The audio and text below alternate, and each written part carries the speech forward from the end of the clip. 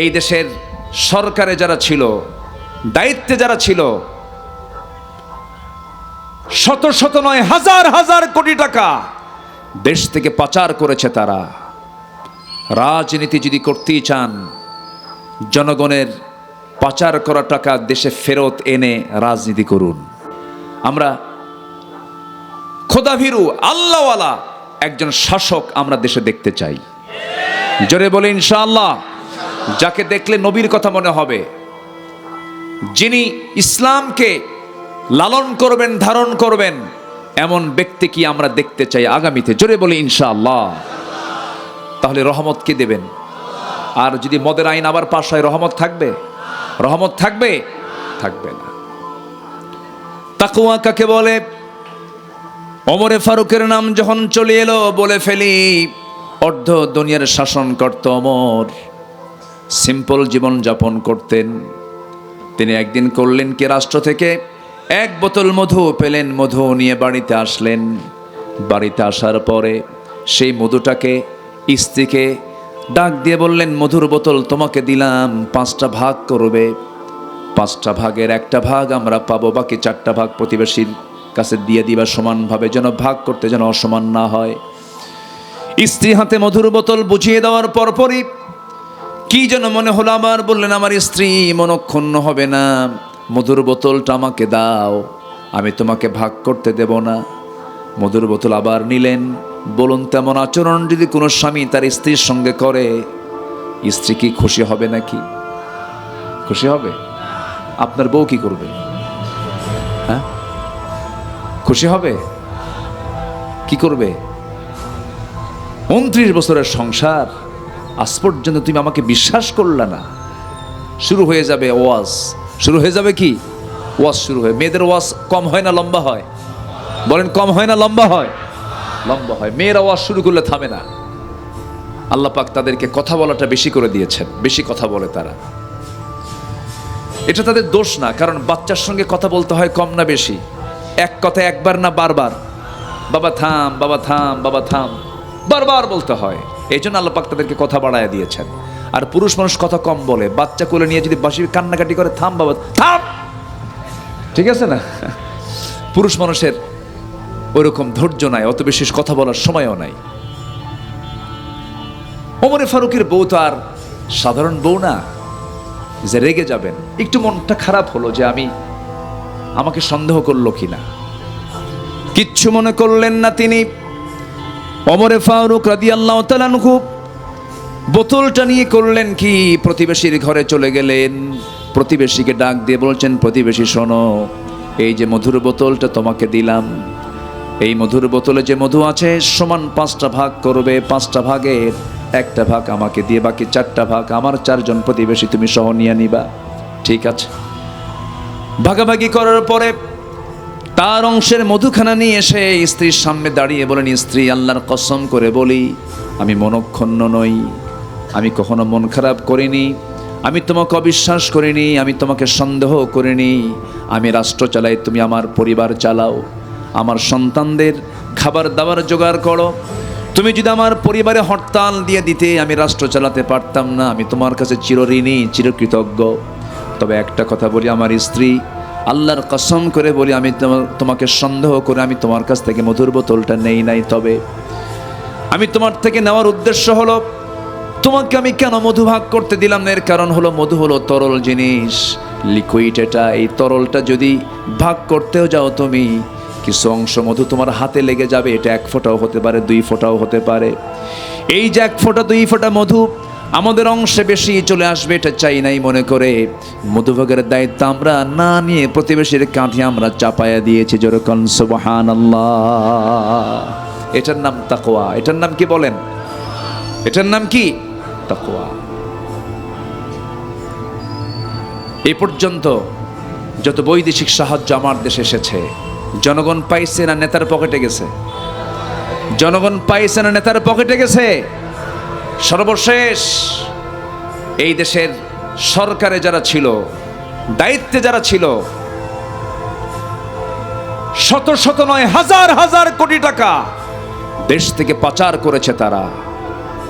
রাজনীতি যদি করতেই চান, জনগণের পাচার করা টাকা দেশে ফেরত এনে রাজনীতি করুন। আসতে বলবেন না, ঠিক কিনা?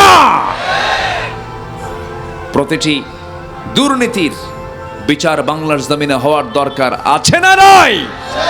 আছে। বিচার সঠিক হবে যদি রাষ্ট্রনায়ক সঠিক হয়। আমার নবীজি নেতৃত্ব তৈরি করেছেন বেনামাজ থেকে না নামাজ থেকে? বলেন, বেনামাজি না নামাজি থেকে? নামাজি থেকে। রাসূল যখন ইন্তেকাল করবেন, তার পরবর্তী তার দায়িত্ব পালন করবে কে? উনি আগে ইঙ্গিত দিয়ে গেলেন। দেখেন ইঙ্গিতটা কেমন। কথা বলি ভাই, কিন্তু এই যে মাঝখান থেকে মাঝে মাঝে জুতা পায়, এই কি সমস্যা? বসে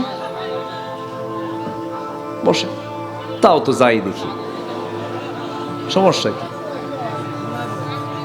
এত চাপ যদি শুরু হয় তাহলে হলো নাকি? বসেন, আমি কি দোয়া করে দেব নাকি? বসেন। হ্যাঁ, কি সুন্দর রাত, তাই না? বলি আলহামদুলিল্লাহ। দেশ থেকে পাচার করা টাকা, দেশ থেকে যারা পাচার করেছে টাকা, এই টিমের লোকগুলি কি আছে? এলাকায় আছে? আছে? আছে। ওদেরকে মদত পুষ্ট, ওদেরকে আরামে রেখেছে এরকম মুনাফিক আছে না নাই? আছে না নাই? আছে।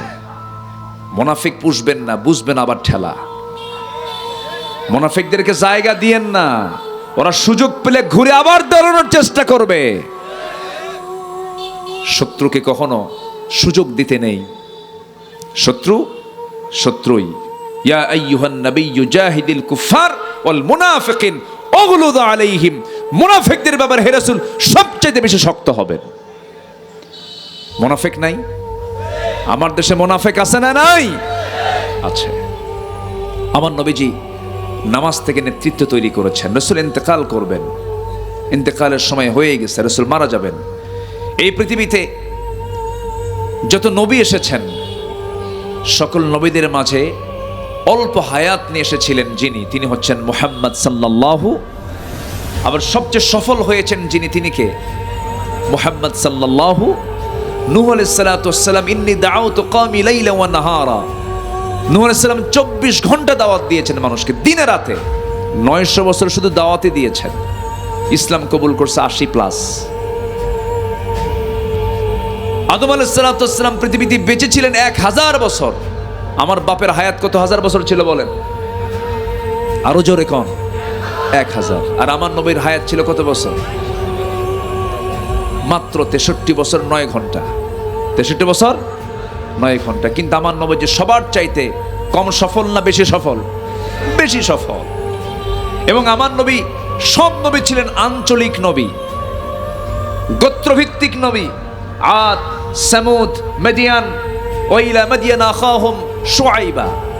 মাদিয়ানবাসীর জন্য শুআইব, আদ সামুদবাসীর জন্য লূত, এরপরে কি বলে সালেহ। এরকম করে আল্লাহ পাক আঞ্চলিক নবী করেছেন। কিন্তু আমার নবীকে আঞ্চলিক নবী না বিশ্ব নবী? আমার নবীকে আঞ্চলিক নবী না বিশ্ব নবী? বিশ্ব নবী। আমরা সেই নবীর উম্মত। আলহামদুলিল্লাহ বলা যাবে না ভাই? কোন নবী হাসরের দিন কোনো কথা বলতে পারবেন না। সবাই বলবে চলে যাও আখিরের জামানার পয়গম্বরের কাছে। জোরে বলি সুবহানাল্লাহ। আর সেই উম্মত, এত দামি উম্মত, বিড়ি খায় কি? ওরে বাপ রে বাপ! বিড়ির টান দেখে মনে হয় ওর জন্মই হয়েছে বিড়ি খাওয়ার জন্য। আছে না নাই বলেন? জান্নাতের ওয়াজ করছিলাম কুড়িগ্রামে, জান্নাতের ওয়াজ। প্রায় আধা ঘন্টা জান্নাতের খাবার কি হবে, জান্নাতের নিয়ামত কি হবে, জান্নাতের আবহাওয়া কেমন হবে, গাছগাছালি কেমন হবে, জান্নাতের আসবাবপত্রগুলো কেমন হবে, জান্নাতের বন্ধু বান্ধবরা কেমন থাকবে, কেমন হবে। আলোচনা করতে করতে হঠাৎ করে সামনে থেকে এক চাচা দাঁড়ায় গেছে। দাঁড়ায় গিয়ে বলল, হুজুর একটা কথা, জান্নাতের এত নিয়ামতের বয়ান শুনলাম, কিন্তু একটা জিনিস তো আপনি বললেন না, কি হুজুর? জান্নাতে বিড়ি পাওয়া যাবে না? তার এতটাই আসক্তি বিড়ির উপরে যে ওই জান্নাতের দরকার নাই যে জান্নাতে বিড়ি নাই। আমরা এগুলো বাদ দেব। জোরে বলি ইনশাআল্লাহ। আর জোরে বলি ইনশাআল্লাহ। বিড়ি খেলে কি কালো হয়? বলেন বিড়ি খেলে বাহিরে কি কালো হয়, কি কালো হয়? ঠোঁট। ঠোঁট বলে এটা বিড়িখোর। মদ পান করলে চোখ লাল হয়, চোখ বলে দেয় এটা মদখোর। আপনি যেটাই করবেন, আপনি নেশা করবেন, আপনার ব্লাড টেস্ট বলে দেবে যে আপনি অ্যাডিক্টেড। সরকারিভাবে যদি সিদ্ধান্ত নেওয়া হতো কোনো গভর্নমেন্ট চাকরি করার অন্যতম শর্ত হলো ব্লাড টেস্টে কোনো অ্যাডিক্টেড, কোনো মাদকের কোনো গন্ধ খুঁজে পাওয়া যাবে না, সব বন্ধ হয়ে যেত। কিন্তু বন্ধ করবে কারা? ওরাই তো মদের বোতল নিয়ে বসে থাকে। কষ্ট পাচ্ছেন আপনারা? আমরা মদ্যপ জেনাকারদের নেতৃত্ব আর আমরা দেখতে চাই না। আমার নবীজি মারা যাচ্ছেন, যে কোনো মুহূর্তে মারা যাবেন, প্রচন্ড মাথা ব্যথা।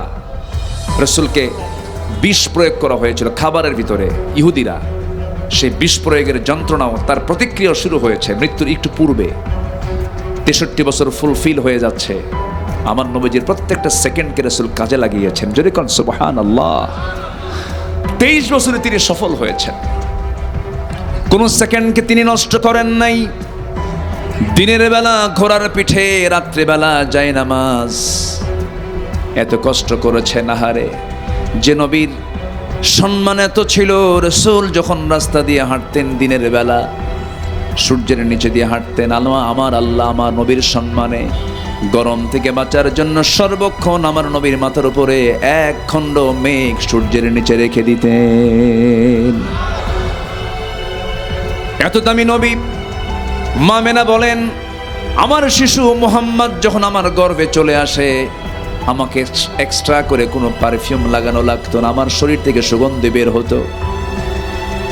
আমার শিশু মুহাম্মদ যখন আমার গর্ভে চলে আসি, পানি পান করার জন্য যে পানির প্রয়োজন হতো, যে কূপ থেকে পানি আনতাম, আগে যখন পানি আনতে যেতাম দড়ি দিয়া বালতি দিয়ে নিচে নেমে দূর থেকে পানি তুলে আনা লাগতো। যেদিন আমার শিশু আমার গর্ভে আসে, সেই দিন থেকে আমার কোনোদিন বালতির সাথে দড়ি লাগান লাগে নাই, উপচে উপচে সেই কূপ থেকে পানি গড়ে গড়ে পড়ে যেত। সেই নবীজির এত সম্মান ছিল, অথচ সেই নবীজি নবুয়তের পরে মাত্র 40 থেকে নিয়ে 63 বছর পর্যন্ত এমন কোনো সময় নাই যা তিনি অপচয় করেছেন। একটা সেকেন্ড অপচয় করেন নাই, প্রত্যেকটা সেকেন্ডকে কাজে লাগিয়েছেন। প্রত্যেকটা সেকেন্ড যে কাজে লাগিয়েছেন, মূল তার কাজটা ছিল সৃষ্টি যার, হুকুম চলবে তার। ঠিক কিনা?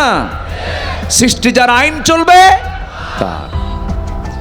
সেই নবীজির এত সম্মান, অথচ সেই নবীজি তায়েফে গিয়ে রক্ত ঝরালেন, ওহদে দাঁত ভেঙ্গে দেওয়া হলো, খন্দকে তার কোমরটা ভেঙ্গে গেল। নবীজি দিন কায়েমের সংগ্রাম করতে গিয়ে যদি তার দেহ থেকে দাঁত ভেঙ্গে যায়, কোমরটা নষ্ট হয়ে যায়, কোমরটা ভেঙ্গে যায়, শরীর থেকে রক্ত ঝরানো লাগে, আমার বন্ধুগণ, সেই দিনকে কায়েমের জন্য যদি সেই নবীর উম্মত হিসাবে আমাদের যদি রক্ত ঝরাতে হয়, সবাইকে রাজি আছেন? সবাইকে রাজি আছেন? আল্লাহ কবুল করুন, জোরে বলি আমিন। নবীজির ইন্তেকাল হচ্ছে, মারা যাচ্ছেন রাসূল। এমন সময় বললেন, আয়েশা, আমি তো বাঁচব না, আমি দুনিয়া থেকে বিদায় নেব, কিন্তু আমার মুসল্লায় নামাজটা পড়াবে কে? আমি তো উঠতে পারতেছি না, আমার ইমামটা কে হবে? আমার জায়গায় কে দাঁড়াবে? ওয়াক্ত চলে যাচ্ছে, আজান দিয়ে দিয়েছে বেলাল। আমার নবীজি কিছুক্ষণ চুপ থাকলেন। মা তোলাআতিশ শামস ওয়ালা গরাবাত। আমার নবীজি আস্তে করে বলেন, আয়েশা, আমার বন্ধু তোমার আব্বা আবু বকরকে বলে দাও আমার মুসল্লায় যেন দাঁড়িয়ে আমার দায়িত্বটা পালন করে। যেরকম সুবহানাল্লাহ। আম্মা জান আয়েশা সিদ্দিকা রাদিয়াল্লাহু আনহা বলে দিলেন, নামাজে সব দাঁড়ায় গেছেন, কিন্তু ইমামটা পাল্টে গেছে। সাহাবে কেরামদের মধ্যে কান্নার রোল পড়ে গেছে। আমার নবীজি বলছেন, আমার আয়েশারে আমার সাহাবীরা কান্দে কেন? আমার নবীজি বলছেন, আমার সাহাবীরা কান্দে কেন? আমাকে একটু দেখতে দাও তো। আমার নবীজি তার হুজরায় আস্তে করে আম্মা জান আয়েশার কাঁধে হাত রেখে জানালার কাছে গিয়ে উকি মেরে দেখতে লাগলেন সাহাবীরা নামাজ পড়ছে। নবীজির চোখের কোনা বেয়ে টপ টপ করে পানি পড়ছে। আম্মা জান আয়েশা সিদ্দিকা তার চোখের পানিগুলো মুছে মুছে দেন আর বলছেন, ইয়া রাসূলুল্লাহ, আপনি কাঁদেন কেন? আপনার সাহাবীরা আল্লাহর হক আদায় করছে, তারা নামাজ আদায় করছে। আমার নবীজি বলছেন, আয়েশা রে, আমার চোখের পানি দেখে তুমি কষ্ট পেও না। এই চোখের পানি আমার চরম আনন্দের চোখের পানি। এই চোখের পানিটা আমার কষ্টের পানি নয়, জানো। এই নামাজ আজকে রাষ্ট্রীয় পর্যায়ে কায়েম হয়েছে এমন দৃশ্য প্রতিষ্ঠার জন্য আমি রাসূল আমাকে ঘরবাড়ি ছাড়তে হয়েছে। এই যে আমার হাতে পায়ে কত আঘাতের চিহ্ন আয়েশা, এই যে সুন্দর দুটো সামনের দুটো দাঁত নাই, কোমরটা কুঁজো হয়ে গেছে, কোমর সোজা করে দাঁড়াতে পারি না। আয়েশা রে, এই যে এত কষ্ট এত যন্ত্রণার মধ্য দিয়ে আজকে নামাজ কায়েম হয়েছে, এই চরম আনন্দে আমাকে চরম আনন্দিত করছে, আমি এই জন্য কাঁদতেছি। আয়েশা, আমার মুসল্লি আবু বকর দাঁড়িয়েছে, আমার রাসূল বুঝাইয়া দিলেন আজকে শুধু আমার আবু বকর শুধু নামাজের ইমাম না, আমার মৃত্যুর পরে আমার আবু বকর রাষ্ট্রের ইমাম হয়ে যাবে। নেতৃত্ব আসবে তাহলে কোন জায়গা থেকে বলেন? বলেন কোন জায়গা থেকে?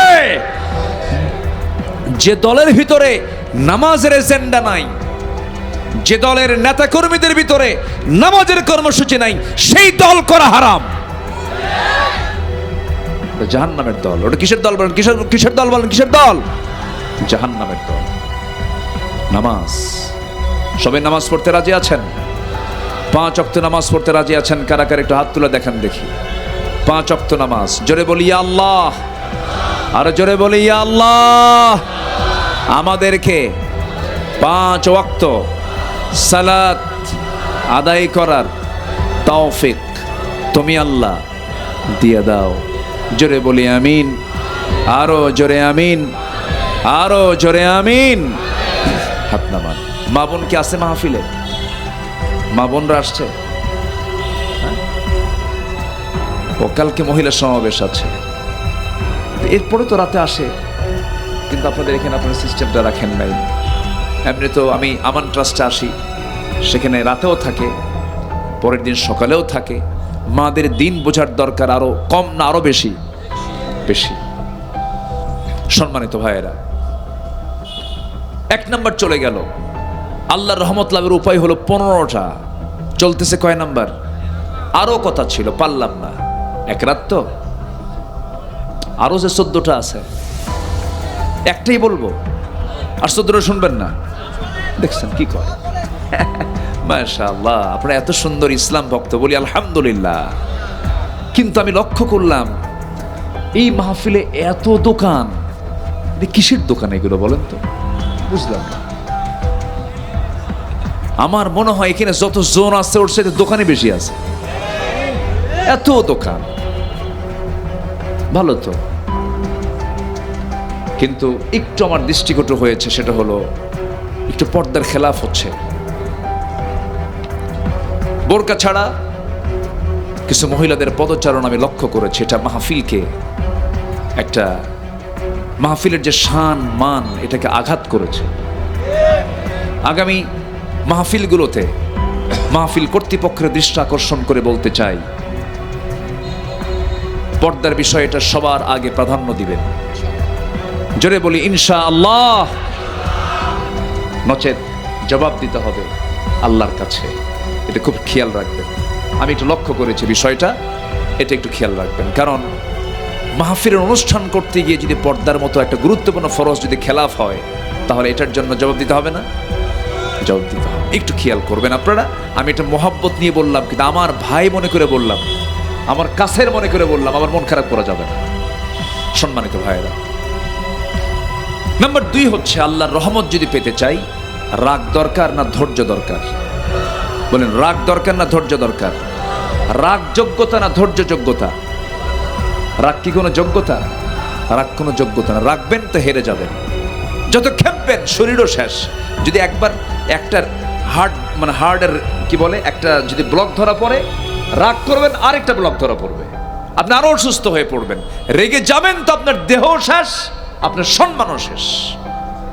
এই জন্য আল্লাহ তাআলা কার সঙ্গে আছেন? রাগের সাথে না ধৈর্যের সাথে? ইন্নাল্লাহা মাআস, দেখছেন সবাই আয়াত কি সুন্দর করে কয়, ইন্নাল্লাহা মাআস সাবিরিন। কিছু কিছু আয়াত আমাদের দেশে সবার মুখস্থ, কিন্তু কুল্লু নাফসিন যায়িকাতুল, এই দেখেন, দেখছেন মানে আয়াতগুলো কি এরকম করে যদি 30 পারা মুখস্থ হয়ে যেত, তাহলে তার ওয়াজই লাগে না।